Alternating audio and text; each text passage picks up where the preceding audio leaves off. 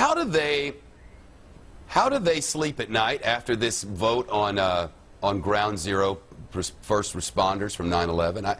Are they going to get that done? Or are we just going to leave these American heroes out there to twist in the wind?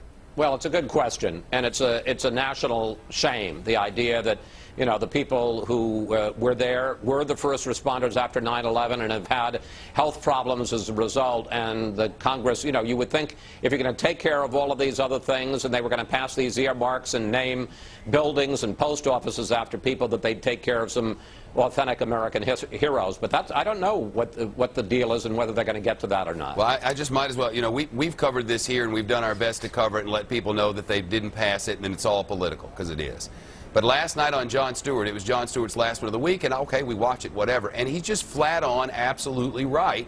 And it's worth saying, who's going to hold these people's feet to the fire when we're able to put a 52-story building down there so far at ground zero. We're able to pay for tax cuts for billionaires who don't need them, and it's not going to stimulate the economy. But we can't give health care to ground zero first responders who ran right into the fire, went down there to save people. Do people know what this city was like that day? People were walking over bridges. They were covered in ash. They were running for their lives. They were crying. Their family members were dead. And these people ran to ground zero to save people's lives. And we're not going to even give them medicine for the illnesses that they got down there. It's disgusting. It's a national disgrace. It's a shame. And everybody who voted against it should have to stand up and account for himself or herself. Is anybody going to hold him accountable? I think you just did. Well, I'm not really in a position to do that. I mean, I think I just kind of went out there and said what the truth is, and I feel like at some point we're going to have to do something for these people. There was no warning label on ground zero on 9/11.